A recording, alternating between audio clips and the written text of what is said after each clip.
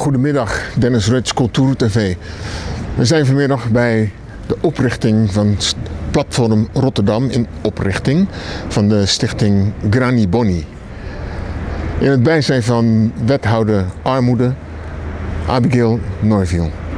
We gaan jullie meenemen naar een bijeenkomst en we hopen jullie deelachtig te maken van deze opening en we hopen jullie te activeren, te luisteren en in actie te komen.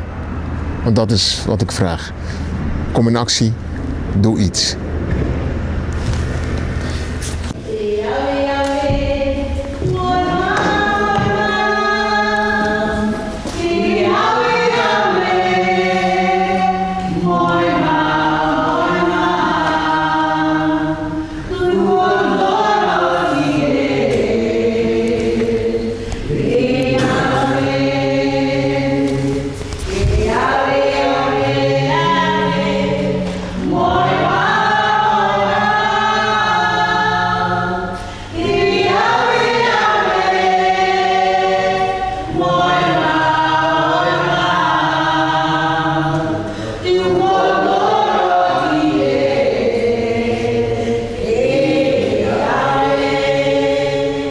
We zijn hier aanwezig bij de Afro-Caribische gemeenschap in Rotterdam bij de oprichting van Bondru Namakti van het platform Rotterdam.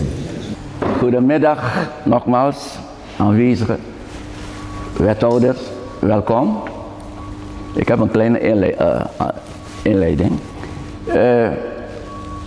We zijn van Stichting Granny.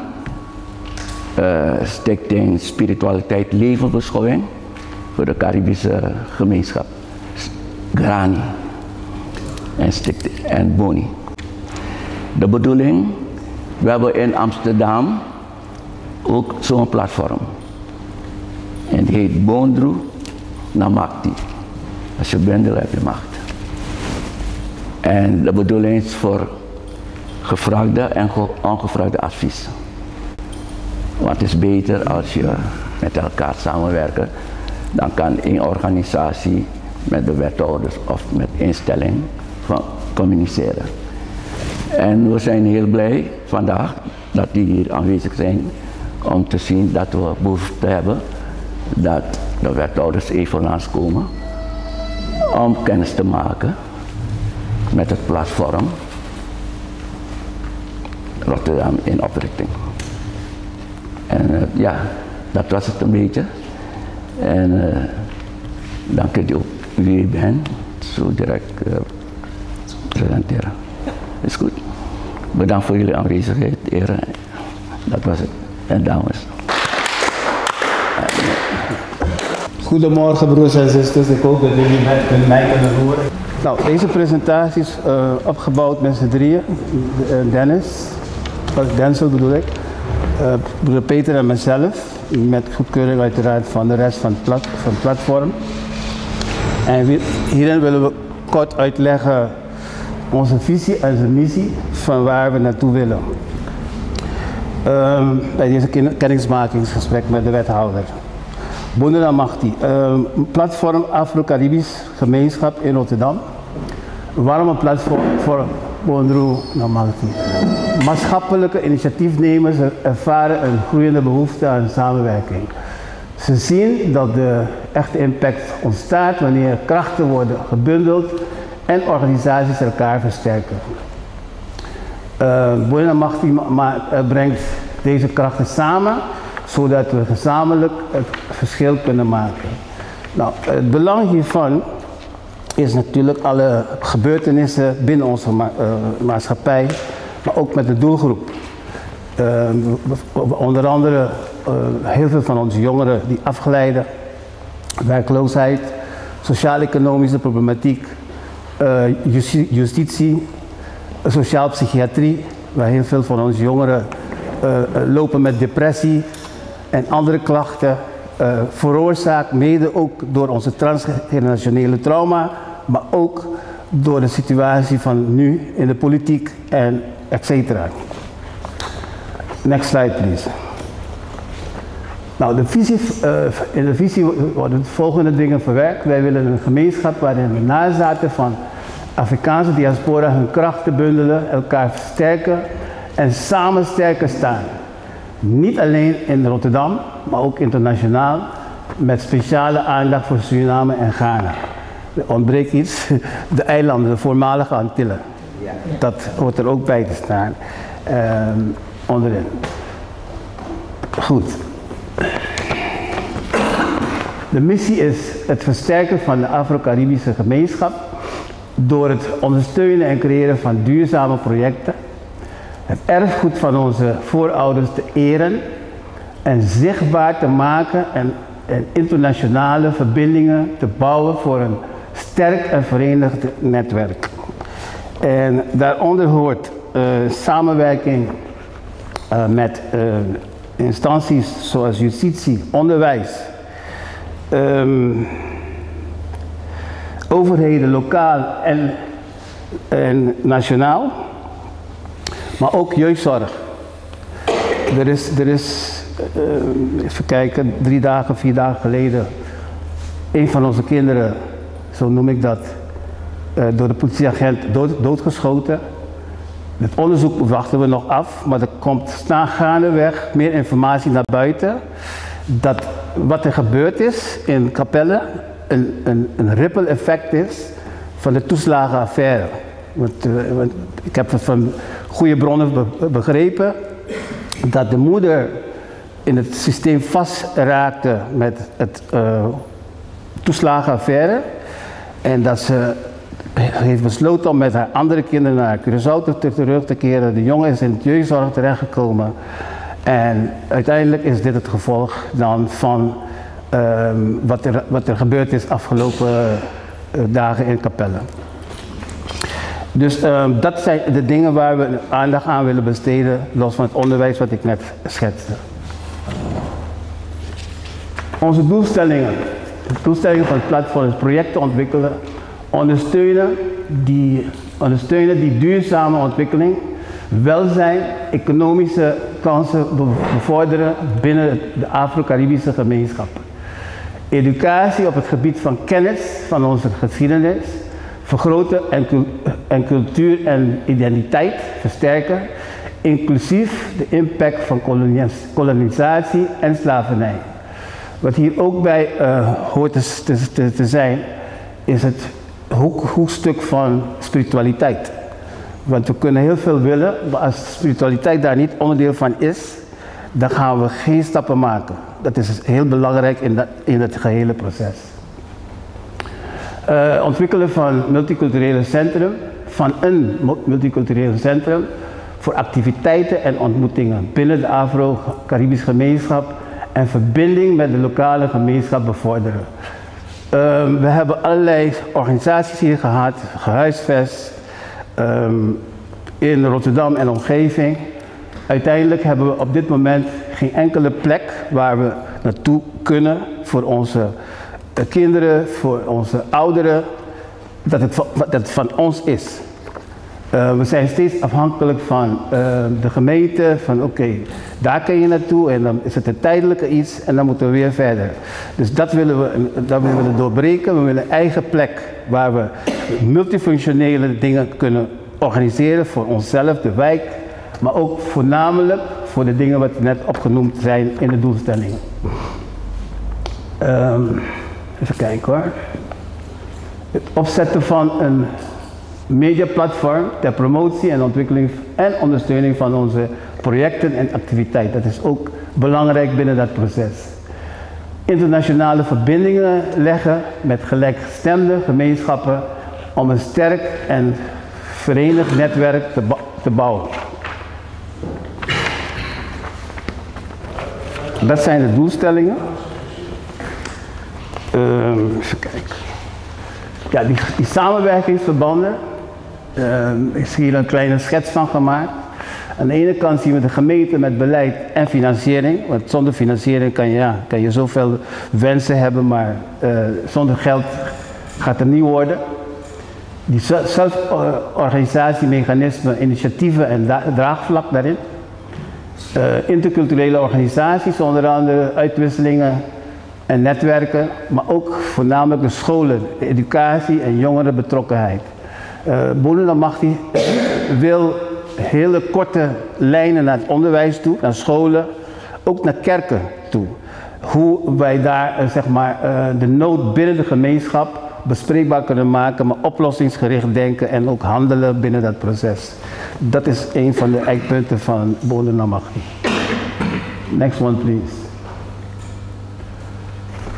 Nou, de activiteiten bestaan uit het volgende: maandelijks netwerkbijeenkomsten organiseren, samenwerking organiseren voor het opzetten en uitvoeren van projecten en programma's, organiseren van workshops, trainingen en panelgesprekken, ontwikkelen van mentoring programs, jongeren, opzetten van een jongerenraad, organiseren van digitale communicatie via websites en social media. Ik denk dat laatste kunnen wij ook de jongeren daarin betrekken, die geïnteresseerd zijn in filmpjes maken, maar ook dat verspreiden met bepaalde onderwerpen. Dat is ook een ingang naar de jongeren toe om connectie met hun te krijgen. Maar ook het jongerenwerk zelf, het jongerenopbouwwerk, dat je via die wegen ook korte lijnen goed contact hebt met de doelgroep waar ik het net over heb gehad. En volgens mij is dat het einde van deze presentatie. Het was kort en krachtig en bondig. En ik denk dat er nu misschien ruimte is voor de wethouder of voor vragen. Dan kijk ik even maar naar mijn collega's.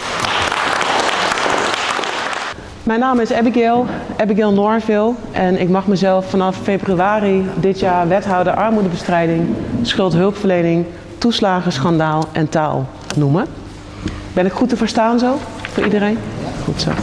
Allereerst hartelijk dank voor de spirituele ontvangst. Dat voelt goed. Het voelt een beetje bekend. Ik zal meteen verklappen dat ik niet uit Suriname kom.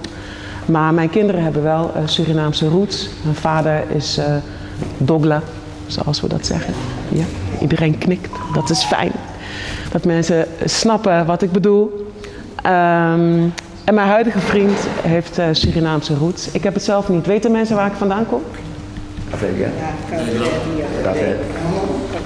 Niemand heeft het goed. Niemand heeft het goed. Mijn vader komt uit Barbados. Mensen die... wat zegt u? Motley. Ja. Mensen die hadden het kunnen weten, want ik draag de drietand met trots in mijn oor. De drietand is het symbool van Barbados, staat op hun vlag ook. En wat ik daar zo mooi aan vind, is omdat de drietand vroeger een koloniaal teken was. De Britten die hadden het geclaimd en die hadden het als hun wapen, zeg maar, toegeëigend. En toen Barbados onafhankelijk werd, en het is een van de eilanden die als eerste onafhankelijk werd, heeft Barbados gezegd: wij gaan die drietand terugclaimen. En wij gaan daar zelf opnieuw betekenis aan geven. En nu is het dus ook een symbool in de Bajan vlag, zoals we het noemen. Maar ik heb ook witte roots. Mijn moeder komt uit Nederland, is geboren en getogen in Limburg. En daar ben ik ook opgegroeid. Maar ik heb nog veel familie op Barbados, die ik ook nog wekelijks spreek over de app of over de telefoon. En ik kom maar graag en ik kom maar liever vaker dan dat ik er eigenlijk ben. Maar dat geldt denk ik voor ons allemaal. Dat we graag ook vaak aan de andere kant zijn. Maar het wethouderschap, want dat is waarvoor ik hier vandaag ben.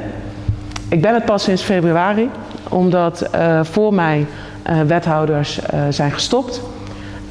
En ik werd op een middag gebeld toen ik aan het werk was op het ministerie van Volksgezondheid, Welzijn en Sport, waar ik werkzaam was als plaatsvervangend secretaris-generaal.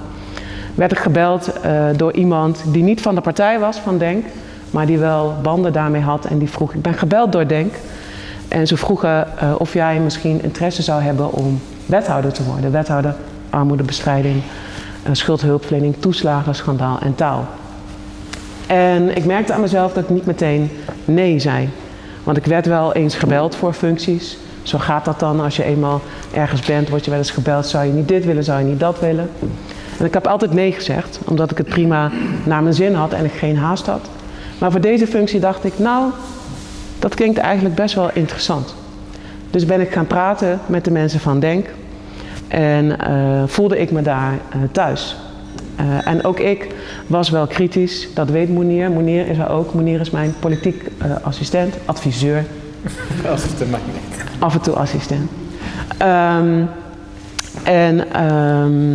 Ik voelde me daar thuis. En waarom? Omdat het helemaal niet ging over geloof. Omdat het niet ging over waar ik vandaan kwam.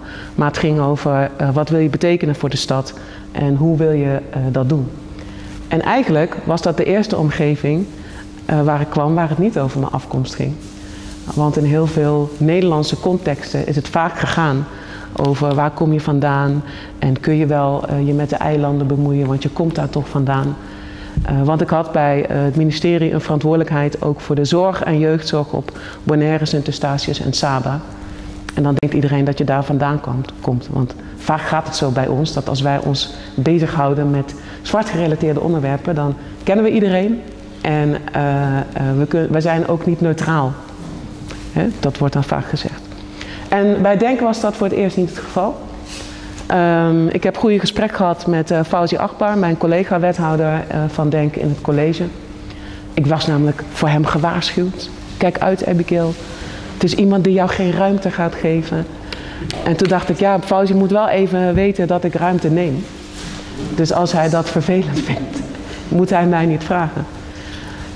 We hebben ook gesprekken gehad over, verwacht je dat iemand in deze korte tijd die er is tot aan de verkiezingen, als je verwacht dat je iemand binnenhaalt die alleen maar op de winkel gaat passen, dan moet je mij ook niet hebben. Want ik wil wel iets in beweging brengen. Ik ben ook geen olifant die door een porseleinkast heen banjert. Maar als je van mij verwacht dat ik helemaal niets ga doen, dan kun je mij beter niet vragen. Dus dat waren goede gesprekken, want Fawzi zei ook, ja, ik wil met jou in zee. En dat was wederzijds. Dus ik ben begonnen. En ik zeg altijd, op mijn portefeuille heb ik eigenlijk altijd werk. Want armoede staat beschreven in de Bijbel, het staat in de Koran, het staat in heel veel heilige boeken die heel oud zijn. En toen was er ook al armoede. En als we nu naar vandaag de dag kijken, dan is er nog steeds armoede. Ik ga hier dan ook niet staan en zeggen dat ik dat allemaal ga oplossen. Maar ik sta hier wel om te vertellen dat ik het wil verzachten, dat ik het beter wil maken voor mensen, dat ik de toegang naar regelingen beter wil maken. En dat daar waar ik kan en daar een rol in kan spelen, ik het vertrouwen ook zou willen vergroten. Want we weten allemaal, en dan ga ik naar het volgende onderwerp, dat het toeslagenschandaal wel heel veel gedaan heeft in het vertrouwen wat mensen in de overheid hebben. En dat snap ik heel erg goed. En ook daar heb ik veel te doen. Mensen weten mij te vinden. Ik wist niet eens dat de jongen waar we afscheid van hebben moeten nemen, dat dat ook een historie had in het toeslagenschandaal. Maar ik weet dat er ook nog veel ouders zijn op de eilanden die gevlucht zijn. Dus ik heb ook contact met het ministerie om het daarover te hebben.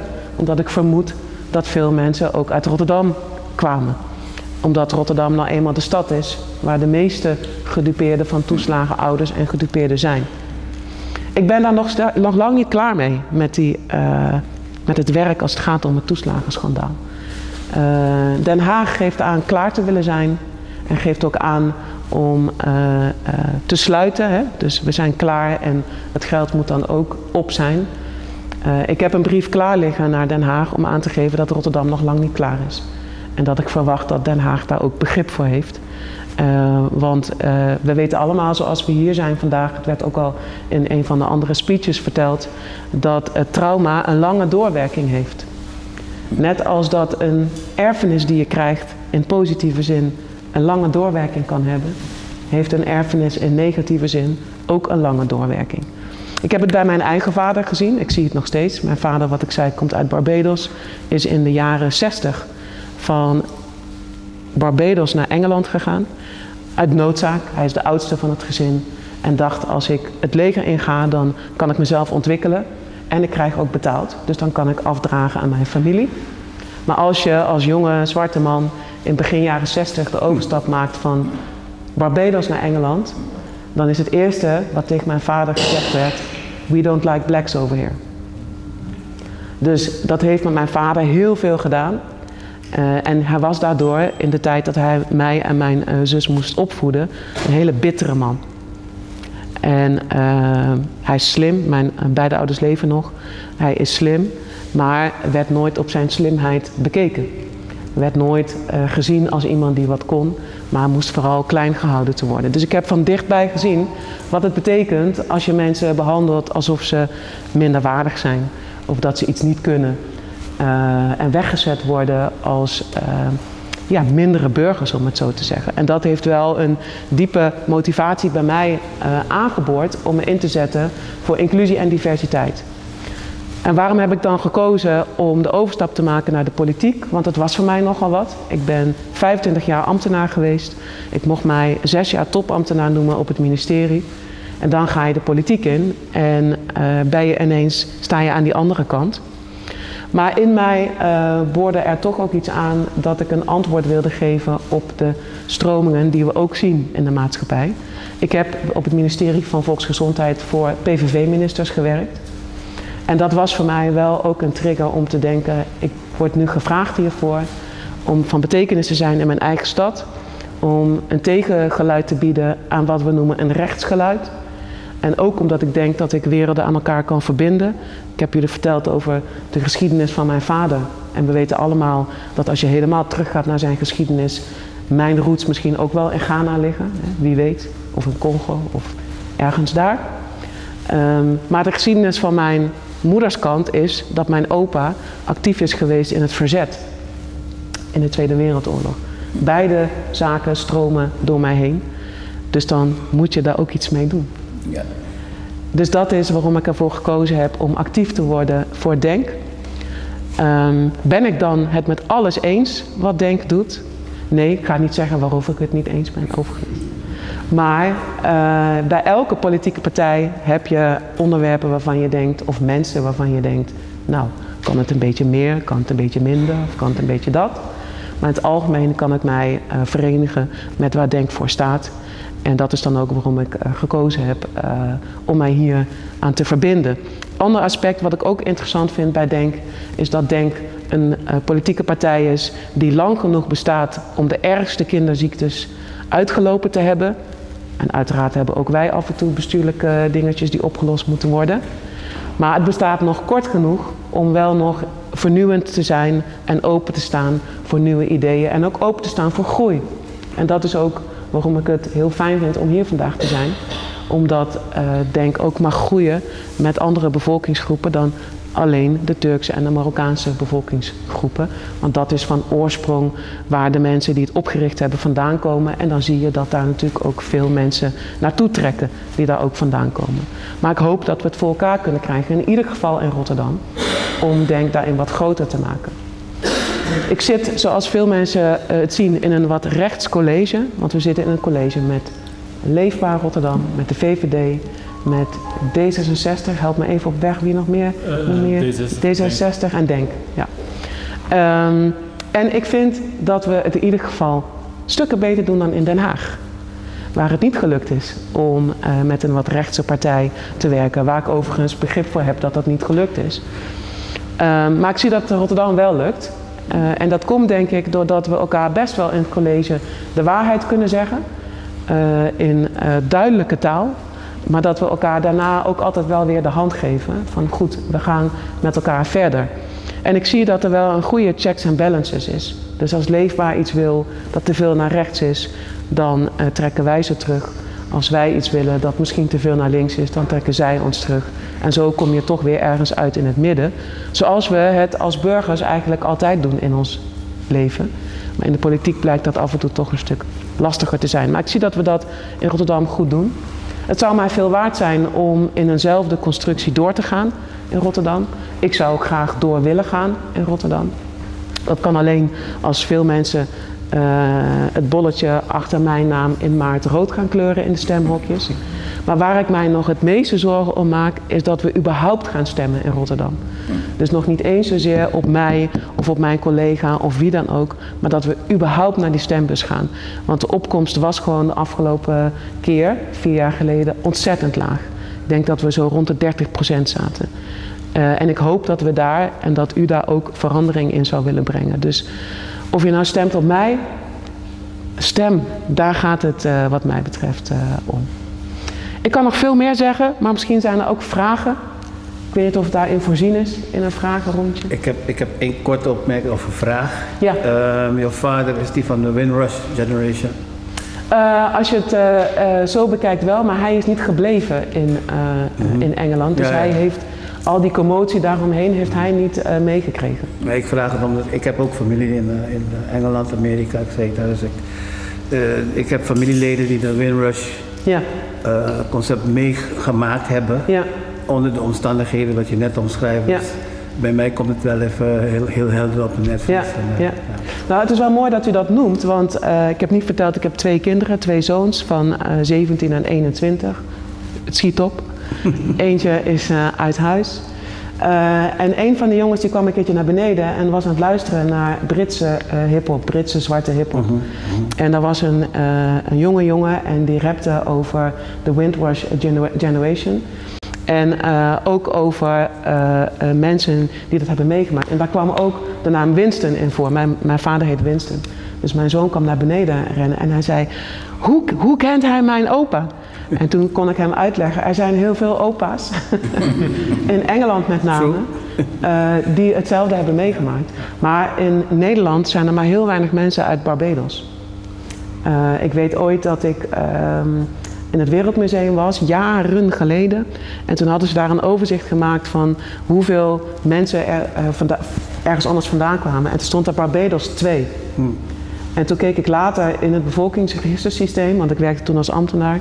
En toen had ik nog maar 1 kind. En toen stond er achter mijn naam nationality Dutch en Bajan, Barbados. En bij mijn zoon ook. En toen dacht ik, wij waren die 2 die op dat lijstje stonden.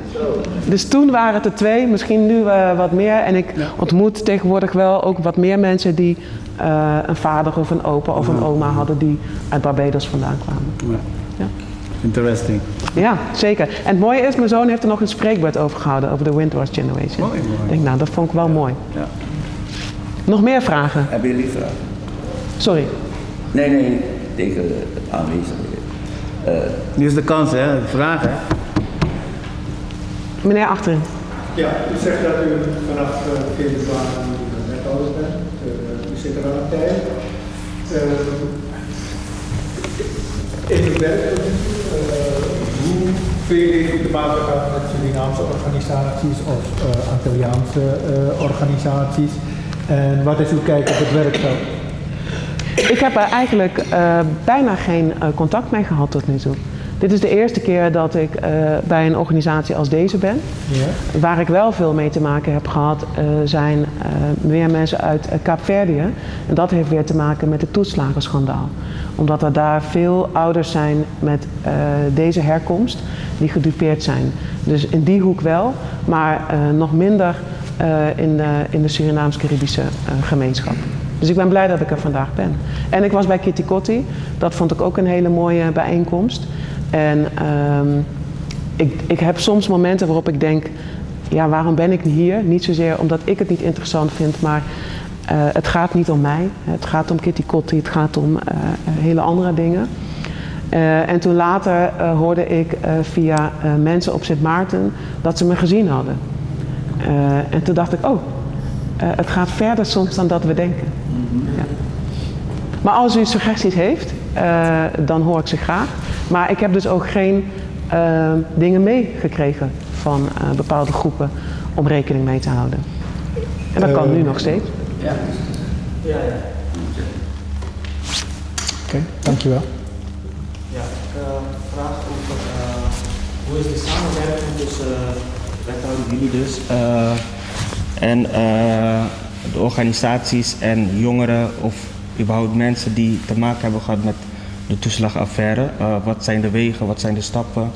Want ik kom ook uit de organisatie, een jongerenorganisatie waar heel veel jongeren te maken hebben gehad met de toeslagaffaire.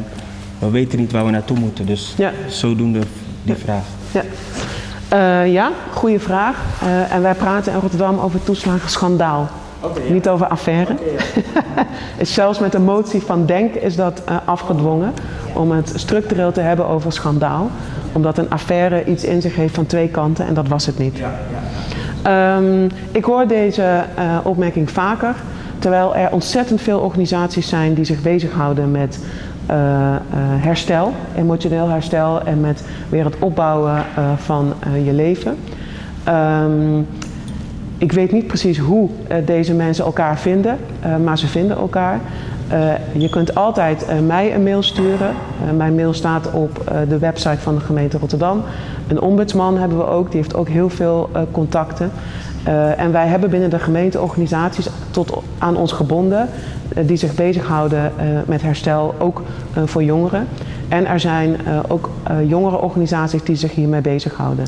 Bijvoorbeeld iets met cultuur, ik weet nu even niet uit mijn hoofd. Maar ene Milton die zich daar ook heel veel mee bezighoudt om jongeren te activeren om weer dingen te doen. Dus als jij jouw mailadres even achterlaat bij Monier, dan kan ik. Ja, dan kunnen we je daar een overzichtje van geven. Ja? Ja, maar er zijn ook binnen de Surinaamse gemeenschap ook jongeren of tenminste moeders. Die lijden onder het toeslagenschandaal, terecht dat u dat zo benoemt. Mijn dochter heeft er ook mee te maken gehad. Dat wil ik ook met iedereen delen hier.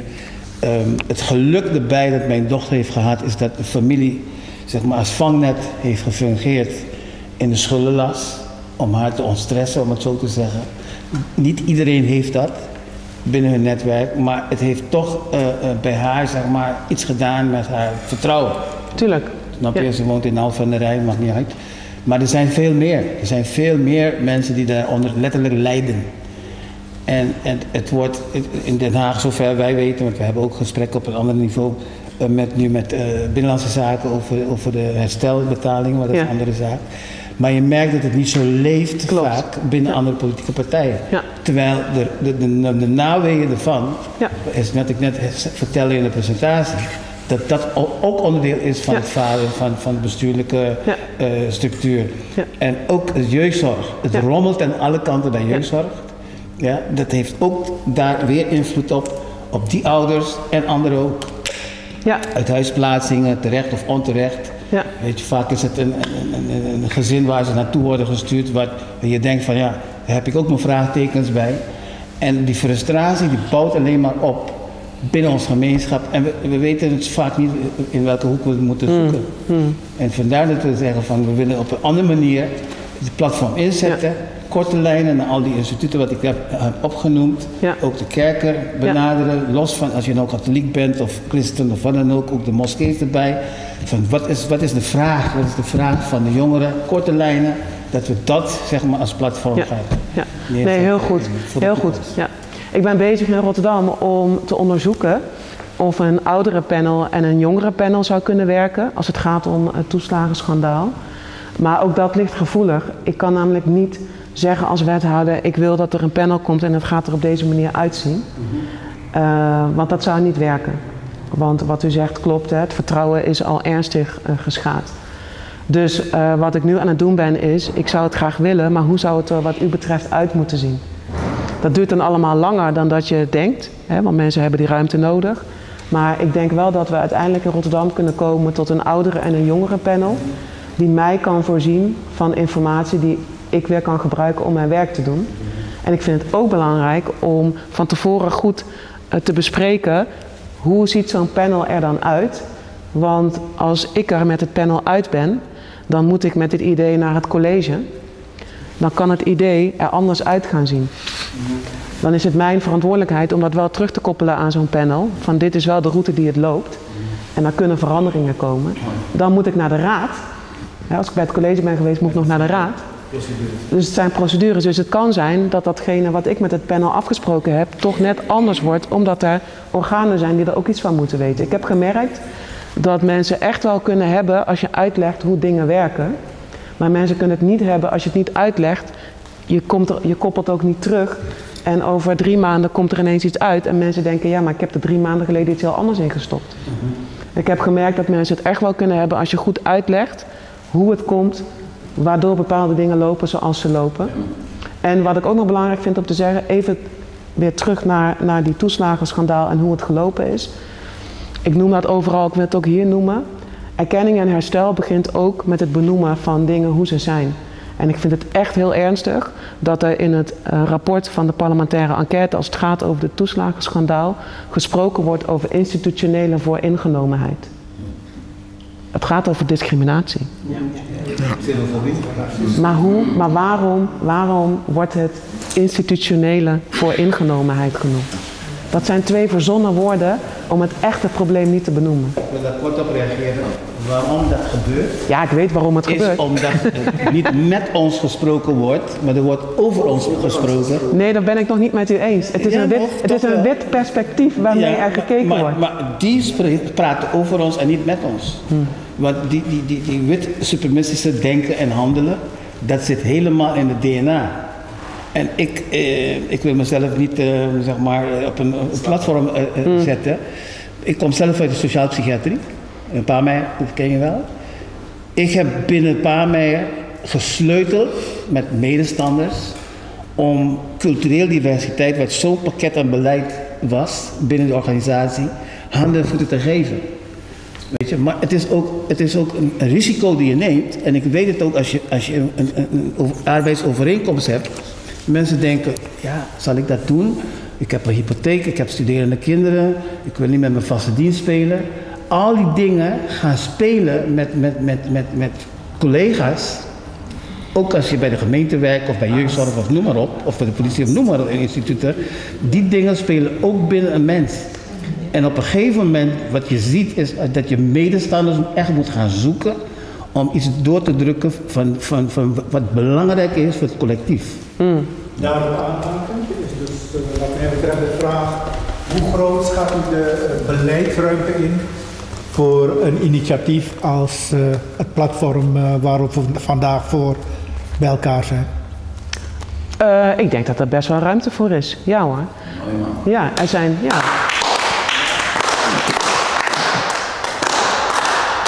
En even kijken, u heeft even verwezen naar de landelijke verkiezingen, waardoor politieke verhoudingen in ieder geval landelijk er anders kunnen uitzien.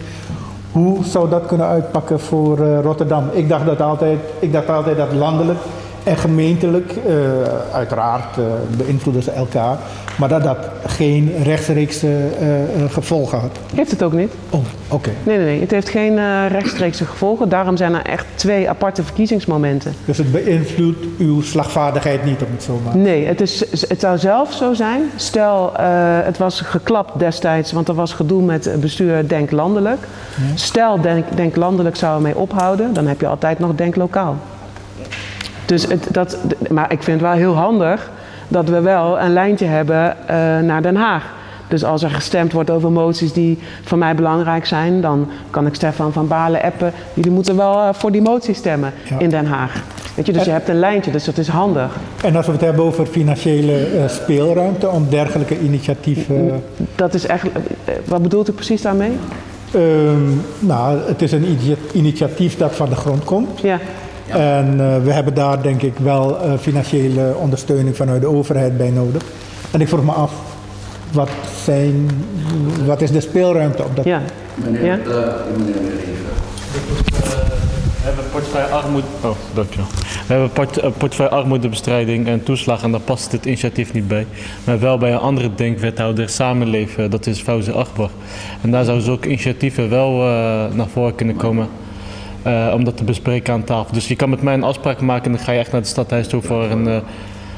ja, precies. Dan ga je echt naar de tafel van de wethouder en ga je initiatief promoten en dan ga je zeggen van wat je dan nodig hebt, concreet en dan met kosten. Dan maakt het wat makkelijker en dan kan hij dat uitzetten binnen de ambtenaar en dan komt de ambtenaar daar bij jou op terug. En die zou je zelfs kunnen helpen met te kunnen professionaliseren wat je nodig hebt. Dus los van middelen kunnen ze ook kennis met jullie delen. En voor het aanvragen van middelen, dat gaat inderdaad via de portefeuille van mijn collega Akbar. Daar zijn ook criteria waar je dan aan moet voldoen. En dat is wat Mounir ook bedoelt met ambtenaren kunnen je daarbij helpen van waar moet je dan aan voldoen. weet ook dat als je geld ontvangt van de gemeente, moet je dat ook weer best uitgebreid verantwoorden. Hè, dus daar zit wel weer ook van alles aan vast. Ik weet het, daar gaan we over praten. Ja. Kan ik even inhaken over de landelijke overdenk? Ja hoor. Even. Ja. Je moet zo zien, wij, groep van ons, Bonnie, we hebben in 2021 hebben we een motie ingediend bij DENK, want ik ben ook lid van DENK, over excuses. En van daaruit heeft Kuzu zijn bijdrage geleverd. DENK is de enige partij die heeft gevraagd over de excuses. En is ook gelukt ook. Begrijpt u? DENK, jullie kunnen het gaan bekijken bij YouTube. Ja, YouTube, Kuzu met ex-minister Koenders. Ja, en daar ga je het begin zien hoe ze hebben gewerkt naar de excuses toe. Want de meeste van de partij, PvdA, hadden wij ook onze mensen daar. Leerdan had je had Owen Venlo, je had mevrouw Kathleen Verrier bij CDA.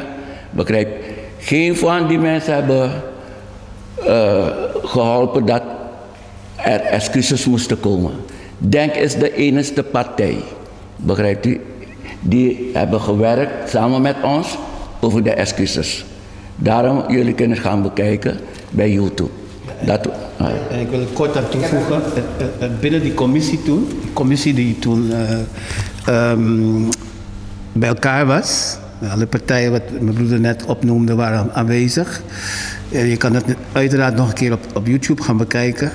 De onderbouwing, de politieke onderbouwing en de historische factoren, hoe het gebracht is door Kuzu, een 10+. En ik heb me gegeneerd door onze mensen die zelf in de Tweede Kamer zitten. Die zitten daar voor hun cv en hun portemonnee. Maar niet voor de belangen van de doelgroep. En dat heeft me enorm gestoord. Ik heb Leerdam zelf op de man zelf gezegd, dat weet hij ook. Want ik hou er niet van om achter mensen rustig te praten. Ik ben heel direct, ik ben wat dat betreft echt Ghanese. Maar in ieder geval, dat wil ik ook erbij toevoegen. Wat kan DENK voor de Surinaamse bevolking hier in Rotterdam betekenen? Ten eerste zitten wij hier als Surinamers en we hebben niks. Niet dat we niks hebben, want we hebben wel wat, maar alleen krijgen we de toegang niet om naar buiten te komen. En wat bedoelt u daar precies? Bijvoorbeeld, je moet nagaan, we hebben niet eens een locatie. Een ruimte om onze mensen, onze kinderen op te vangen. Om ze weer voor te bereiden van waar ze vandaan komen en wie ze zijn. Zodat ze zich hier in deze maatschappij samen verder kunnen gaan. We hebben niets. Alles wat wij als niet dat we slachtoffers zijn, maar we moeten het een beetje bij de naam noemen, toch? We hebben niet eens een locatie waar we bepaalde dingen kunnen doen met onze mensen. Surinamers, ik mag het zeggen en ik ben trots daarop. Dat zijn de mensen, als men het over verbinding wil hebben, en goede verbinding, moet je bij een Surinamer wezen. Waarom ik dat zeg?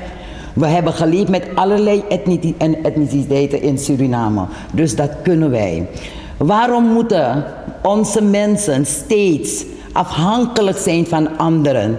Om bijvoorbeeld onze rituelen, onze spirituele sessies, we hebben geen plek om dat te doen. We zijn afhankelijk van dure locaties van 7.000 die we niet kunnen betalen.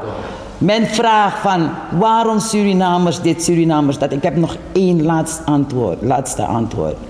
We hebben het over adoptiekinderen. Zoals u het weet, de slavernij, wat er allemaal is gebeurd. We zijn geadopteerd tegen ons wil. We hebben nergens om naartoe te gaan. We zijn afhankelijk gemaakt. Wie moet voor die adoptiekinderen zorgen? Want jullie hebben alles uit die kinderen gehaald. Ze hebben anderen en een zaden ingestopt in die kinderen. Die kinderen zijn nu verdwaald, verwaard. En dan staat men te kijken en steeds met de vinger wijzen van ja, het ligt aan hun. Nee, we zijn geadopteerd. En wij willen, want als je kinderen adopteert, moet je voor ze zorgen. Want ze hebben niets. Dus wij eisen dat de regering, of welke komende regering wie wil komen, dit op zich zal nemen, dat de Surinamers nu de plek moeten krijgen die ze eigenlijk verdienen. Want ze moeten niet steeds in een achterhoek staan. Zoek de sleutelfiguren op. Dan zullen jullie meer weten over de Surinamers en hun geschiedenis. Want het blijft onder de grond, maar het komt wel op. Dankjewel, dat wilde ik zeggen.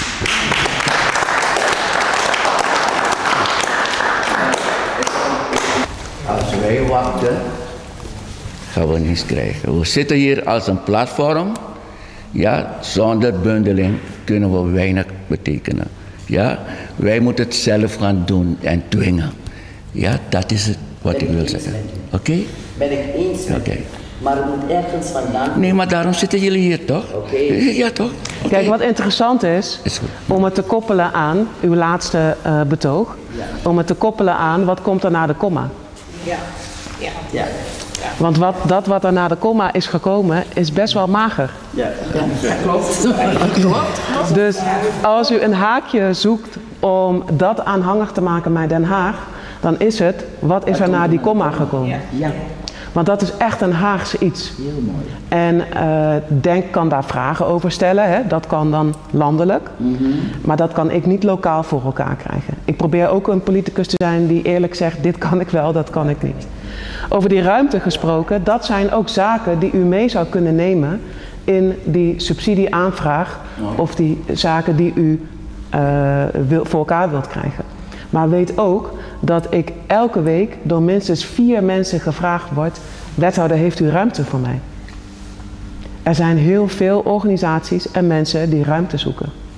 En ik zou het ook mooi vinden als organisaties kunnen kijken, ja, wat kan er misschien ergens samen? Als ik alleen al kijk, en dat is niet voor deze groep nu, maar als ik kijk naar armoedebestrijding, dan zijn er wel 6 kledinginitiatieven in de stad. En al die 6 kledinginitiatieven willen ruimtes zoals dit voor hun eigen magazijn. Dat is in Rotterdam niet te doen. Klopt. Dat is niet te doen. Klopt. En zo kijk ik ook naar organisaties. Maar ik raad u echt aan om bij die aanvraag voor subsidie, om daar een reëel plaatje neer te leggen van wat betekent het ook om ruimte te hebben. En dan helpt het ook als er ruimte al in gedachten is waar dat dan zou moeten zijn. Dankjewel. En ik wil ook uitleggen hoe het werkt. Hè? Want kijk, wie is hier lid van een partij? Hoeft niet Denk te zijn. Ik denk, is niemand lid? Jij bent lid. Kijk, en dan hoe het werkt is dat je dan, om dingen voor het kaart te krijgen, is dat je het lobbywerk moet doen. Dus bijvoorbeeld als je lid bent van Denk, is Denk verplicht om naar jou te luisteren. Dus jij zegt, ik wil iets voor Surinamers. Dan ga je in die campagne, tijdens de verkiezingen, moet je iets opnemen voor de Surinamers. En als je onderhandelingen hebt, ga je er geld voor vrijmaken. Dus als je een subsidie hebt, kan je niet zeggen van er is geen geld, dan is het juist weer geld. Dus dat is ook een soort van belang dat je die lobby gewoon heel goed inricht. Die lobby is denk ik veel belangrijker dan de subsidieaanvraag, want dan heb je dan geld voor... Daarom zie je die mensen, ik ben lid. Ja, precies. Nee, maar dat is het. Dus het komt van 2 kanten. Als wij vanuit een politieke partij niks horen van wat er nodig is, dan kunnen we ook, en we zijn dan aan de macht, dan weten we ook, we moesten daar geld voor reserveren. Oh, dat zijn we vergeten, want we hadden de geluiden niet gehoord. Dus nou, ik heb een mooi voorbeeld. Het ligt gevoelig, maar ik heb een mooi voorbeeld. Het college ging nadenken over, kan er op meer dagen tegen gereduceerd tarief geparkeerd worden in Rotterdam dan alleen maar op de zondag. Of op de kerst en Pinksteren, dat soort zaken. Dus toen werden er dagen bedacht, bekeken. En toen bleek dat de Hindoestaanse gemeenschap vond dat Diwali, dat er ook op moest. De Hindoestaanse gemeenschap trekt aan de bel. Laat van zich horen. En zegt, dit pikken we niet, dit moet anders. Ik heb niemand gehoord over Kitty Kotti. Ja, klopt. Ik heb niemand gehoord. Dus ik voelde ook niet. Ik voelde. Hè? Nee, maar ik voelde ook. Nee, het gaat daar niet om. Het gaat om het voorbeeld. Hallo? Het gaat om het voorbeeld dat ik het niet gehoord heb. Dus ik voelde mij in het college ook niet de persoon om daarvoor te vechten. Het kan wel. Platform Zeeland. Maar alleen is het geen Kitty Kotti meer, want we zijn moe van het woord. Wij gaan nu Kitty City en dat betekent dat we nu de schakels bij elkaar gaan brengen om weer het geheel van die heel mooi. spirit te vinden. Dus we gaan niet meer aan Kitty Kotti wat we hebben gekregen, want we zien dat Kitty Kotti ons steeds uit elkaar rukt. We komen niet bij elkaar. Dus we hebben gedacht als platform. Oh, wat goed. Ja, we zitten aan Kitty.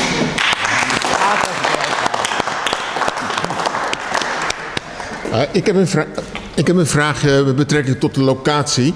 Er is volgens mij 200 miljoen beschikbaar gesteld door de regering, herstelbetaling, raar woord. Dat bedrag, wat gebeurt daarmee?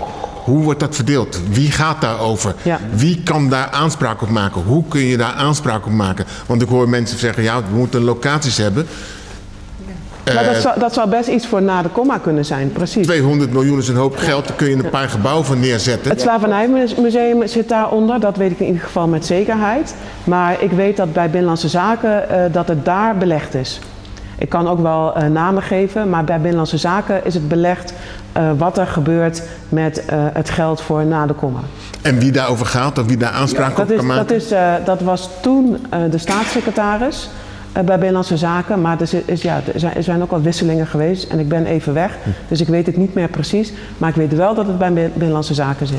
Dus als mensen daar aanspraak op willen maken, een plan hebben, Binnenlandse Zaken, specifiek, namen, rugnummers? Ja, heb ik. Maar dat zou ik dan even buiten... Dat is goed. Ja. We hebben laatst even over slavernij. We hebben met het ministerie van Binnenlandse Zaken gesproken. Ja. En we zitten nu in onderhandeling met hun. En wat we vinden, die middel is niet transparant. We weten niet waar die middelen zijn, die oormerken, begrijpt u? En daarom zijn we bezig met meneer Liverpool. Nou, dat zijn ook zaken waar Mounir het over heeft. Ik ken een hoop mensen in Den Haag, dus die lobby zou ik best wel kunnen doen. Snapt u? Dat als u zegt, we hebben hulp nodig om binnen te komen of met iemand te praten, dan kan ik kijken wat ik daarin kan betekenen. Oké, dan kunnen we het samen doen, toch? Nou, een voorbeeld om aan te sluiten bij mijn broeder hier. Toen wij begonnen, tenminste toen ik erbij kwam, om over excuses en de nagevolgen daarvan te hebben. Wij kregen een presenteerblaadje van een verdeling van 31 miljoen voor Suriname, de Antillen, hier, etc. Op een gegeven moment binnen het proces werd die 31 miljoen ineens 29 miljoen. Ja, dat kwam door een nieuw kabinet, geloof ik. Ja, dat zou kunnen. Ja. Maar er is totaal geen overleg met ons geweest. Trots dat we aan tafel zitten met elkaar. Van oké, maar dit is een verandering van. Dit zijn de overheadkosten. Dat gaat daar naartoe. Totaal geen transparantie. Ik heb me daar pissig over gemaakt bij het ministerie. Want ik vind dat een beetje koehandel. Om het zo te zeggen. Want je benoemt een bedrag. Je hebt het nooit over overheadkosten in het begin. Ineens komt er een val van een kabinet, een rechtskabinet, en het valt nog een keer. En het wordt ineens van het bedrag, gaat van 31 naar 29. Wat gebeurt er met het andere geld? En wat voor macht hebben wij, want het hoort ons toe als gemeenschap, om zeggenschap te hebben om te zeggen van nee, hier zijn we niet mee eens. Ja. Dus dat is het context wat er steeds gebeurt, dat er over ons wordt gesproken, over ons wordt beslist, ook over onze kinderen trouwens. Maar niet met ons. En dat is een heikele punt in het hele politieke spectrum. Niet alleen u heb ik het dan over, maar het totale spectrum. Waar we constant tegenaan lopen. Dit is het praktische voorbeeld. Er is nog iets. Ze hebben gezegd, je kan 5.000 euro vragen voor een website. Maar die 5.000 euro voor bewustwording, voor ons is het kruimels. Begrijp je, we willen projecten hebben voor duurzaam, voor wat die mevrouw zegt. En daarom willen we kijken, samen met u ook, om met Binnenlandse Zaken over dat te hebben. Ja. Want die mensen willen die 5.000 euro niet hebben. Ze willen het niet hebben. Weet je wat kan je met 5.000 euro? En is reparation. En hoe moeten wij subsidie gaan vragen? En die Joden krijgt 21 miljoen in Amsterdam. En wij moeten... Het is onze geld en wij moeten subsidie aanvragen. En wat gebeurt er? Je moet het aanvragen en digitaal. En wie beoordeelt die subsidieaanvraag? En we hebben gezegd, nee, als je dat wil doen, neem 2 mensen van ons, Afro-gemeenschap, in die commissie. En dat willen ze niet hebben. En daarom hebben we geprotesteerd, zeiden die mensen, die 5000 moet je niet nemen. Ja toch? Dat was het. Maar die 5000, dat is voor professionalisering. Dat is één gedeelte. Er bestaat in meerdere rondes. Ja. 5000, 25.000 en... Ja, maar we zitten niet in die commissie. Nee, dat is het. Wij moeten daar zitten.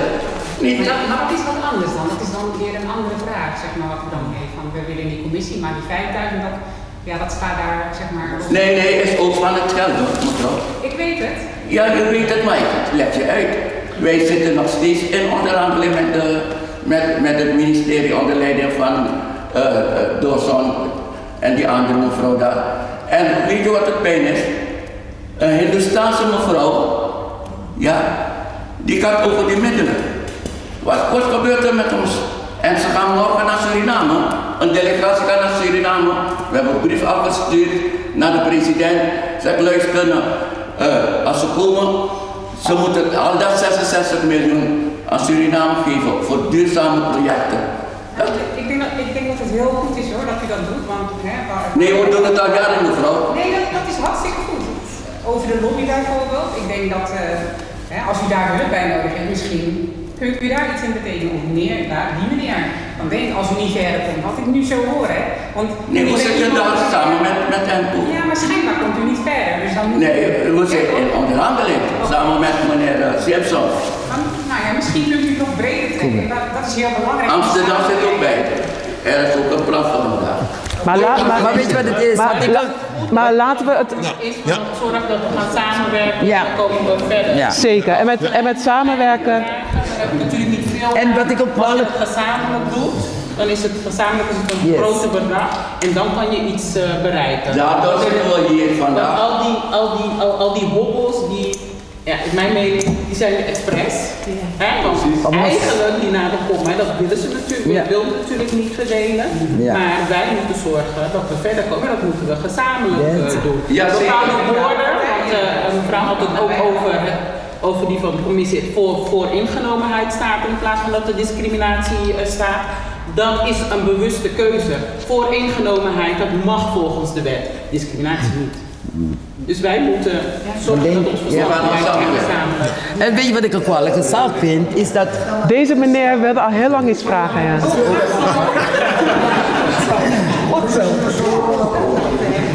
En niet omdat ik zo geweldig ben of iemand ben, maar het brandt, mijn gevoel brandt te spreken namens het gevoel, maar ook cognitief.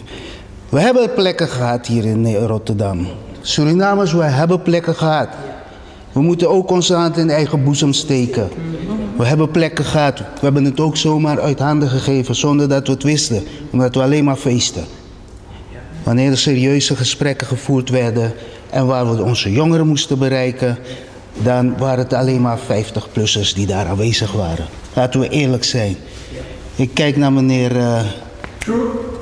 we hebben Wimasanga gehad. Dan bedoel ik niet Wimasanga, het laatste bestuur, want die heeft er een potje van gemaakt, die heeft er een rotzooi van gemaakt en vandaar dat Wimasanga niet meer is. Ik praat een beetje emotioneel, ik ben mijn temperament en dingen die mij toch dicht bij het hart liggen, daar word ik een beetje emotioneel van. We hebben ze gehad, we moeten eerlijk zijn. En ik hoor dat u bezig bent met... kunt u het misschien, want ik ben met een... Armoede, wat bedoelt u? Voor jongeren, om jongeren te betrekken. Dan heb ik een vraag. In hoeverre is er binnen DENK een jongere denkpartij? Die is er. In hoeverre kunnen ze jongeren bereiken op straat? Niet met het wollige taal, maar met de taal waar de jongeren op straat spreken, zodat je ze werkelijk ook kan bereiken. Meneer, ik ben de oudste bij DENK. Ja. De rest is allemaal jonger dan dat ik ben. Ja, dat was niet bedoeling om u daar... Maar die jongen, de mensen die... er is een Denk Jong, zo heet het volgens mij ook, hè? Denk Jong. Dat is er gewoon echt in Rotterdam. Ja. En daar zitten ook jongeren in. Ja, heel belangrijk. Het lastige is, denk ik, dit is mijn idee, dat een heleboel mensen van kleur niet makkelijk zich daar aansluiten, omdat het beeld is dat het mensen zijn van Turkse en Marokkaanse afkomst. Ja. Maar als je het niet bij elkaar brengt, dan worden we nooit groter. Precies. Ik val u niet in de reden. Ik heb gehoord wat u gezegd heeft en dat klopt. Ik bevestig het. Ik merk dat vandaag wel wat, ja, omdat wij zwarte mensen er jong uitzien, wil ik toch een compliment maken aan de aanwezigen, dat er misschien wat 50-minners aanwezig zijn nu. Maar ik ben bij meerdere bijeenkomsten geweest waar het alleen maar 50-plussers waren en die graag wat willen doen voor jongeren. Je gaat ze niet bereiken. Want ze begrijpen je niet, ze hebben andere interesses. Sommigen weten niet eens, 50-plussers, niet dat ik neerkijk, die kunnen niet eens een WhatsAppje voor sturen. En jongeren, ja, die hebben een andere snelheid, een andere manier van benaderen nodig. Dus in hoeverre denk daar werk wil doen om onze jongeren ook te bereiken. Ja, meneer.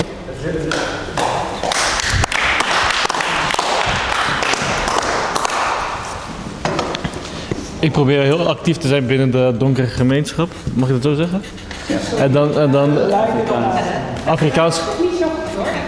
Nee, dan ga ik wat staan. Kijk, het is ook aan de 50-plus ouderen om hun kinderen wakker te maken van kinderen gaan de politiek in. Kijk, ik zeg eerlijk, ik ben er niet bij denk om stemmen te winnen, wat dan ook, maar juist om dingen samen te bereiken. Wat hebben jullie nodig? Wat kunnen wij doen? En dan begint dat, kijk, nu is het in maart zijn er verkiezingen. En dan is het juist goed om te gaan luisteren. En niet stemmen op denken, maar wat willen jullie dat wij meenemen in die onderhandelingen? En maar dan hebben we ook jongeren nodig. Maar dat merk je dat bij bijvoorbeeld de Surinaamse gemeenschap, dat het heel moeilijk is om echt, ja, ik wil niet zeggen jongeren van de straat, maar die ook mee te nemen. En niet die Surinaamse die dan bij D66 zitten of wat dan ook, die toch wel net die andere taal spreken, maar juist echt die straattaal. Wij spreken vanuit de straattaal.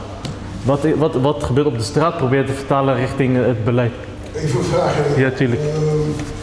Hebben jullie al een analyse neergelegd hoe het komt dat je Surinaamse, Curaçaose jongeren niet kan bereiken? Want je hebt zoveel social media zaken waar je de jeugd kan benaderen. Ik noem maar iets van TikTok, Instagram. Want als je jongeren actief wil laten worden in de politiek, dan moet je een bepaalde snaar raken, waardoor ze denken van hé, luister, politiek is belangrijk voor mij, voor de jongeren. We kunnen iets bereiken door bepaalde zaken aanhangig te maken. Dus mijn vraag is van, ja, hoe komt het dat wij onze jeugd niet kunnen benaderen, enthousiast kunnen maken en ze motiveren om in de politiek te gaan. Of je hoeft sowieso hoef je niet in de politiek te gaan, maar ze moeten de wegen kunnen bewandelen om jou of haar te kunnen benaderen. Het gebeurt, hè. Laten we ook niet al te veel somberen. Want ik word wel benaderd door jongeren die er meer over willen weten. En ik heb ook iemand, een gedupeerde jongere van toeslagen, een schandaal, weliswaar met Bonaireaanse roots. Maar hij heeft aangeboden om mij te helpen met de campagne om met name jongeren te activeren. Hij woont ook op Zuid, heeft een groot netwerk, zit ook in een bandje, is aangesloten bij YMP, Mich, misschien kennen jullie hem? Precies. Dus dan heb ik wel weer hoop van oké, laatst was ik bij Stichting Meet. Mijn administratie is top, van Milton Sparrenburg, kennen jullie misschien? Marjorie Malborn. Ja, daar was ook een jongere die had wat bovenmatige interesse in politiek. Dus ik heb eergisteren Marjorie geappt. Marjorie, kan ik zijn nummer krijgen? Ik wil graag met hem in gesprek. Hè? Misschien kunnen we hem activeren. Dus zo proberen we het te doen. U zegt TikTok, Instagram. Ik zit op Instagram. Maar mijn volgers blijven hangen op 435 mensen. Dus hoe krijg je ze ook? Hè? Ik bedoel, ze moeten je dan ook gaan volgen. Dus je hebt dan een pagina, maar hoe krijg je ze? Dus ik ga hang ik met influencers enzovoort. Maar het is niet omdat je een pagina hebt dat ze dan en masse naar je toe komen. Dat heeft ook weer tijd nodig om dat op te bouwen. Dus we proberen dat wel echt. Maar het kost ook soms tijd. En ik moet ook eerlijk zeggen, toen ik jong was, kon het mij ook niet zoveel interesseren. Misschien moet je een bakkende deuntje maken. Muziek. Ik heb erover nagedacht in het weekend. Ik heb erover nagedacht. Zeker. Ja, heel kort. Ook binnen ons gemeenschap, meneer Wilgo hier heeft net gesproken over eerlijk zijn. Wij moeten ook eerlijk zijn. Vaak wordt het zo binnen kerken, zwarte kerken ook, maar ook andere kerken, geframed dat Denk een moslimpartij is. En dat wij als niet-Europeaan daar niks te zoeken hebben. We moeten dingen ook eerlijk zeggen. Ze hebben vaak de vlag van Israël in die kerkengemeenschap. Heel veel van onze mensen zijn misleid en stemmen op de ChristenUnie. Een voorstander van het genocide in Palestina. Terwijl Zuid-Afrika een zaak heeft aangespannen tegen die bende daar in Israël. Dus wij moeten ook kijken naar die brainwashing wat gebeurt. En daarom heb ik in mijn presentatie erover gehad om binnen die kerken te gaan. Ik wil niemand zijn kerk of zijn geloof afvallen. Maar we moeten wel eerlijk praten met elkaar. Willen we concreet stappen maken in een bepaalde constructieve richting. Want al die kerken hebben het koloniale verleden goed meegewerkt aan het onderdrukken en het 4/5 maken van onze voorouders. Tot in de jaren 50 van de vorige eeuw waren in België hier en in Amsterdam human zoos, tot in de jaren 50. Dus het systeem werkt nog steeds door. Dat wil ik even erbij toevoegen. Even, mevrouw Welle, laat het bewustwording even opstaan. Mijn vraag is, wat zijn uw toekomstplannen voor armoedebestrijding in Rotterdam? Toekomstplannen voor de armoedebestrijding in Rotterdam. Ja. Nou, voor de korte periode die ik nog heb, dat is tot en met maart, heb ik een aantal regelingen die er al zijn opgehoogt of gecontinueerd. Er waren een paar tegoeden, bijvoorbeeld jeugdtegoed, dat volgend jaar zou aflopen. En ik heb dat verlengd met nog een jaar. Dus dat was de marge die ik heb. Ik heb laatst naar alle huizen van de wijk, trefpunten, dat soort zaken, waar inwoners van Rotterdam naartoe gaan om te vragen voor hulp. Niet zozeer bij de gemeente, maar bij hun eigen gemeenschappen ook. Heb ik OV-kaarten en boodschappenkaarten afgegeven om mensen net even op weg te helpen als het even niet gaat. Vaak komen mensen op vrijdagmiddag een kantoor binnen met paniek van hoe kom ik het weekend door. Nou, dan kunnen ze even op weg geholpen worden. En dan moeten ze daarna de officiële route in van hulp vragen enzovoorts. We gaan een aantal zaken vergemakkelijken als het gaat om toegang. Dus toegang tot de regelingen. Dus dat je niet meer zoveel hoeft in te vullen of dat het proberen automatisch te gaan. Sommige dingen kan ik niet in eerste instantie automatisch doen. Omdat ze eerst altijd aangevraagd moeten worden en daarna kan ik het pas automatiseren. Bijvoorbeeld afvalstoffen kwijtschelding. Het moet altijd een eerste keer aangevraagd worden en pas daarna kan ik het automatisch doen. We hebben een aantal zaken als het gaat om sport en cultuur ook vergemakkelijkt. Dat kinderen daar via de Rotterdampas aanspraak op kunnen maken en het niet meer via het Jeugd, Sport en Cultuurfonds hoeft. Nou, waarom is dat belangrijk? Als je het via het Jeugd, Sport en Cultuurfonds moest doen, dan moesten die mensen ook nog een keer kijken of jouw inkomen wel laag genoeg was om daarvoor een aanmerking te komen. Als jij een Rotterdampas hebt, is die check al gedaan en is het verder klaar en kan je met die pas doen wat je wil, om het zo te zeggen. Wat ik niet kan doen in die korte tijd, is dat ik heel graag zou zien dat we een integraal armoedebeleid hebben in de gemeente. Dus dat we op verschillende onderdelen, scholing, woning, werk, dat soort zaken, meer integraal kijken naar wat heeft een mens of een gezin nodig om goed te leven. Mijn collega Fawzi Agba is daar ook mee bezig, van wat zou een sociale basis moeten zijn. En sociale basis moet je aan denken, iedereen moet toegang hebben tot een sport, iedereen moet toegang hebben tot cultuur, iedereen moet toegang hebben tot school of studie. Dus daar kijk ik met mijn collega Agba naar. En ik hoop dat, als het mij gegund wordt om terug te komen, dat ik een integraal armoedebeleid kan opzetten. En ook kijken of we wat potjes kunnen ontschotten. Maar oh ja, dat vergeet ik. 1 december komt er een armoedeconferentie in de Kuip. Waarbij ik alle partijen die in Rotterdam de schouders eronder zetten om het voor Rotterdammers beter te maken. Om ze bij elkaar te brengen. Waarom? Omdat ik tot nu toe in elke wijk waar ik ben geweest, om kennis te maken met die wijk, ontmoeten mensen elkaar daar voor de eerste keer. En dat is best bijzonder, want zij zijn al langer al in die wijk dan ik. Dus toen ik dat constateerde, dacht ik, als het in een wijk al zo is, dan is het in een stad zo en dan moeten we mensen bij elkaar brengen. Dus 1 december organiseer ik die armoedeconferentie en dan dat doe ik naar aanleiding van 3 vragen. Waar moeten we mee stoppen?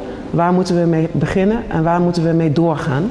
En dat moeten niet alleen maar zaken zijn die ik als wethouder moet doen of laten, maar ook in de stad. En een voorbeeld is wat ik net al noemde, hebben we 6 kledinginitiatieven nodig of kan daar iets in gebundeld worden, ja of nee? En dan hoop ik dat ik heel veel input krijg op die 1 december waar ik na maart mee verder kan. Als dat niet zo is, dan heb ik iets moois liggen voor mijn opvolger die daar dan verder mee kan. Dus dat is voor korte termijn en iets langere termijn. Oké. Meneer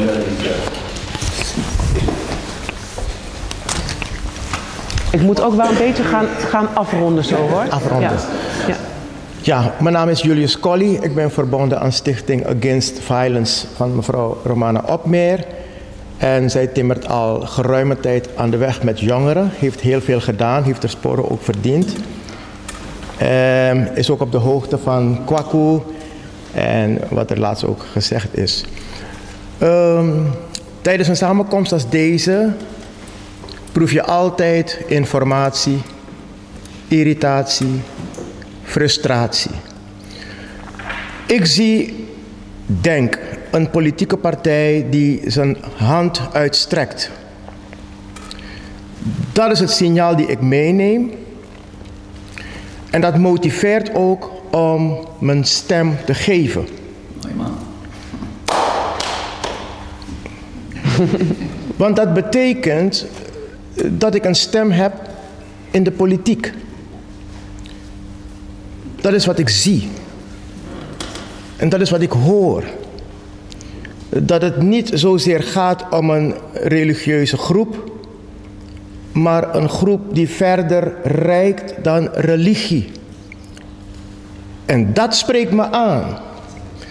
Dat we dus breed georiënteerd bezig zijn. En toevallig vorige week zei mevrouw Opmeer tegen mij: meneer Colli, ik heb behoefte aan ruimte. Ik heb een achterban. Maar waar moet ik met mijn achterban? En ik ben blij dat ik hier ben en u hebt horen spreken. Die meneer daar met zijn pet heb horen spreken.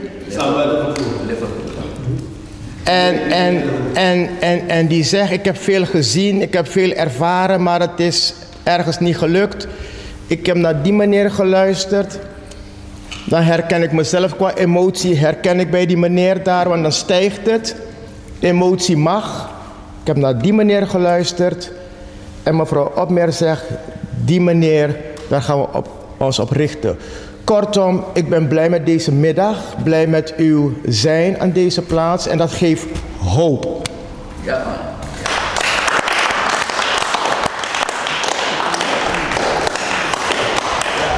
Mijn naam is Raymond Simpson. Ik ben van de media Radio Kitty Kotti. Ik wil u vanuit deze plaats ook uitnodigen om eens een keertje samen aan tafel, want In een maand bereiken we 50.000 mensen. Nu al. Dus om de jongeren te bereiken is heel makkelijk. De media moet een belangrijke rol spelen onder onze gemeenschap. En het is natuurlijk ook aan u, want u zegt u staat klaar voor, u wilt uw hand reiken naar de gemeenschap toe. Dus ik vraag u daarom bij deze om eens een keer samen met Radio Kitty Kotti om over bepaalde onderwerpen te praten. Want ze luisteren wel. Hebben we plannen voor ze? Hoe zien we dat? Want als je met ze praat, zeggen ze ja, waarom moeten wij gaan stemmen? Waarom moeten we dat doen? Niemand luistert naar ons. Ik ben daar zeker toe bereid, maar laten we dan ook goed kijken wat de goede timing is. Wat voor onderwerpen willen we dan bespreken, dat we het goed voorbereiden, dat we er alles uithalen wat we eruit kunnen halen. Maar ik ben daar zeker toe bereid. Dus even de gegevens noteren en dan kunnen we dat ook. Mijn laatste vraag is, u heeft die presentatie gezien, u komt, u bent ontvangen volgens de culturele manier, u bent erbij. Mijn vraag aan u is, wat zegt deze platform u, die in de oprichting is? Ja, ik vind het ontzettend belangrijk dat mensen zich verenigen. Je ziet het op een heleboel onderwerpen zie je het gebeuren. Op armoede zie je verschillende armoedeplatforms. We krijgen een stedelijk armoedeplatform. Elke wijk krijgt zijn eigen platform. En het werkt. Het werkt als mensen zich verenigen. Het werkt als mensen bij elkaar komen en ons ook laten weten wat ze nodig hebben. Dus ik vind het heel mooi dat er een platform als dit in oprichting is.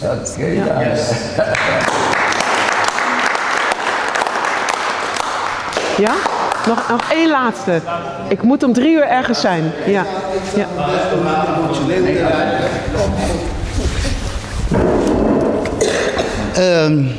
Ik neem aan 4 jaar geleden was er ook een verkiezing. Verkiezing. Ja.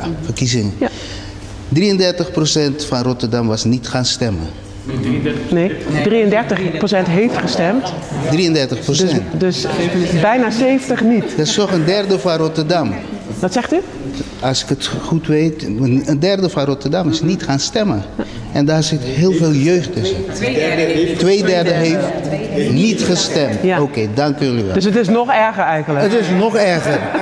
Dus denk, en iedereen die hier zit, ga eens even goed achter je oren krabben. En probeer die 2/3 te bereiken. Daarom ben ik ook hier vandaag. Wat dacht u? Mag ik daar even iets op aan te... Dennis Rutsch van Cultura TV. Wat hij aangekaart heeft, dat doen wij met Cultura TV wekelijks.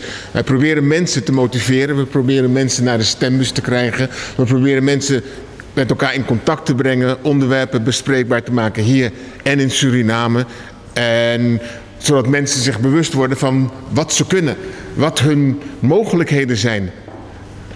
De tools die ze tot hun beschikking hebben.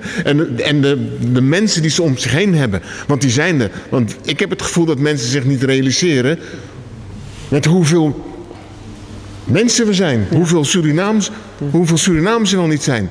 En ik mis daar de eenheid in. Ja. Dus wat deze man zegt, dat beaam ik. Ja. Weet je, en die jongeren, ik heb met jongeren gewerkt. Ik maak films, ik ben acteur. Ik heb met jongeren films gemaakt. Een film in Rotterdam, Schenk, staat online. Met een groep waar onder andere 2 mensen in zaten. Die ook in die hoe heet het? In die affaire, geen affaire, maar dat schandaal zaten. Ja, dat schandaal moet ik nog even erin krijgen. En ik heb dat gezien, het effect wat het heeft. Ja. Positief effect op het zelfvertrouwen, op de eigenwaarde, maar ook van de ouders. Dus mensen, we zijn er wel, hè. Zoek elkaar op, wil ik zeggen. En zoek die eenheid. Luister naar elkaar, help elkaar. Want dat moeten wij doen. Wij moeten het zelf doen. Ik bedoel, ook de eigen kinderen. Dus niet te veel wijzen naar anderen. Nee, zelf doen. Initiatief nemen. Dank u wel. Oké. Dank u wel.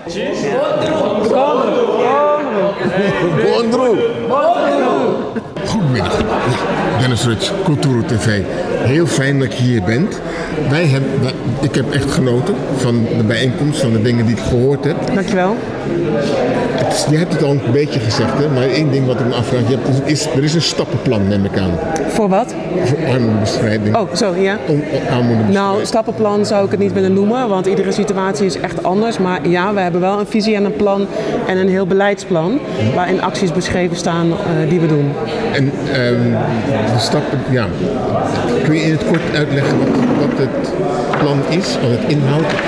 Nou, we gaan heel actief de wijken in met collega's die eerder op een reclamebord gestaan hebben in de wijk. Waarom doen we dat? Zodat mensen onze collega's herkennen. Ja.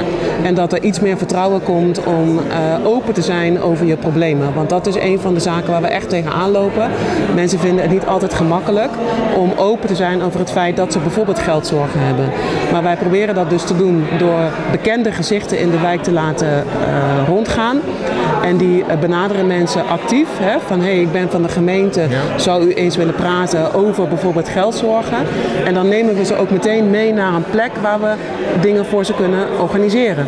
Dus bijvoorbeeld het aanvragen van verschillende toeslagen die we als gemeente kunnen geven. Het aanvragen van verschillende tegoeden, bijvoorbeeld het jeugdtegoed of het AOW-tegoed.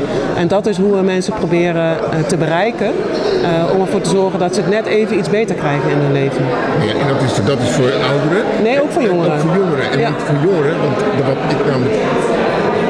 Waar ik ook tegenaan loop, is het contact met jongeren. Ik bedoel, ik maak makkelijk contact met jongeren, maar ik merk dat de jongeren, er ontbreekt aansluiting. Ja, maar we proberen dat ook te doen via de scholen.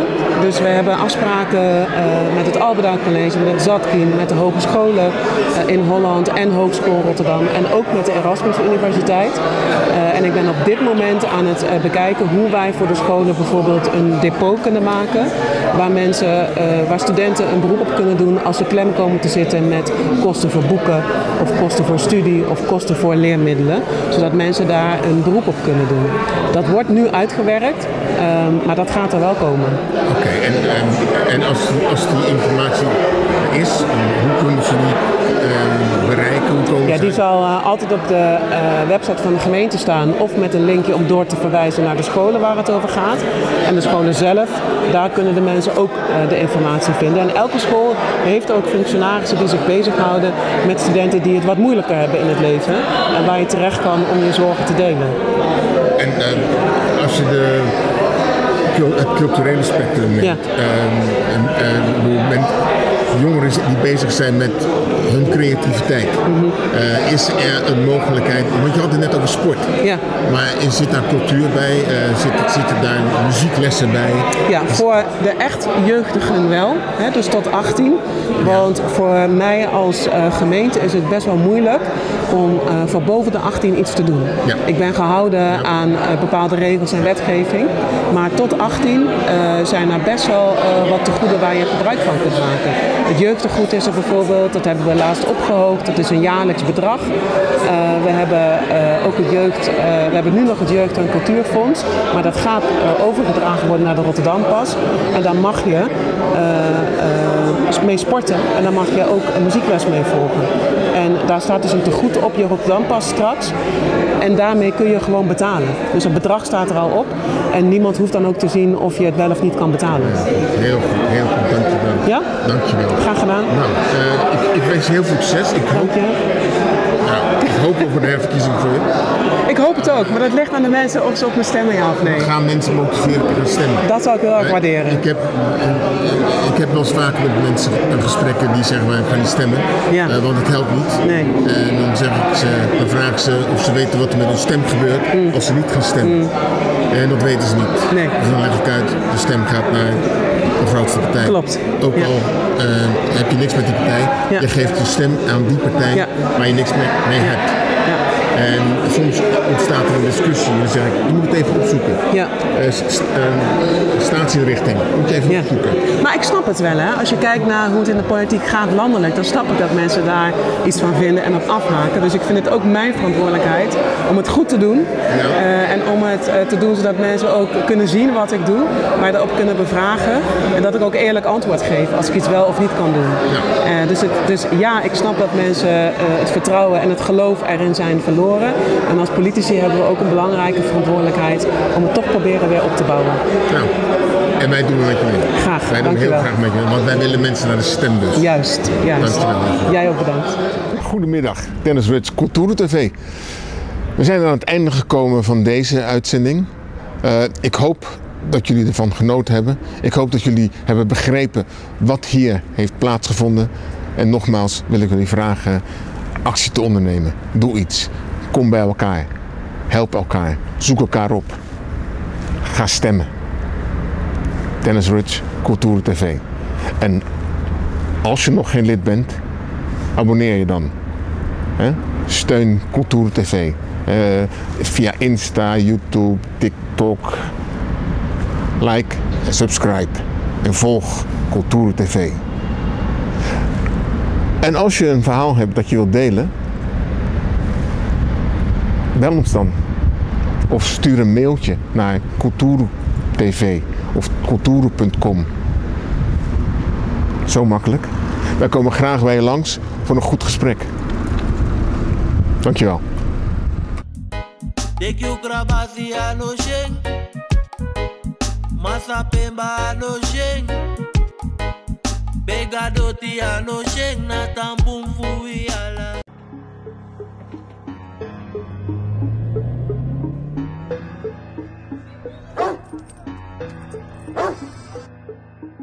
Prophetessa Productions.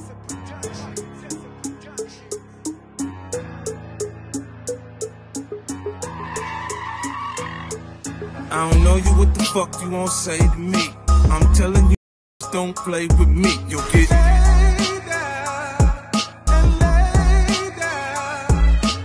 body on the ground, it's okay with me. I make examples so niggas don't play with me. You'll get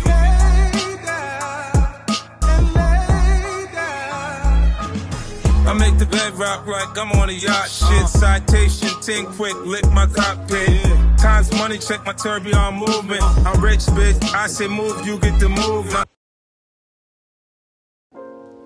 Zylecare is natuurlijke selfcare, geïnspireerd op de rijke kruidenkennis uit onder andere Suriname.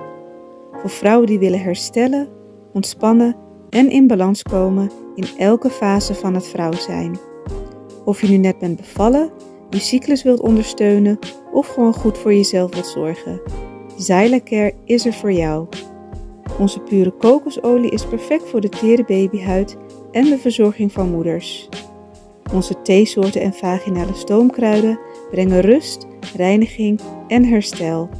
Gun het jezelf. Of geef het liefdevol cadeau aan iemand die het verdient. Zylecare. Pure aandacht met de kracht van de natuur. Bezoek onze website op www.zyla.care en volg ons op Instagram en Facebook.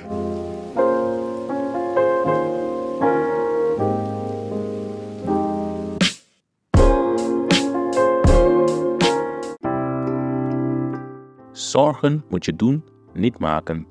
Zorg is persoonlijk. Onze jongste patiënten krijgen daarom bij de huisartsenspoedpost ook een persoonlijke behandeling. Onze artsen zijn zeer bekwaam in het opvangen en behandelen van uw kind. Huisartsenspoedpost Suriname. Uw zorg is onze zorg.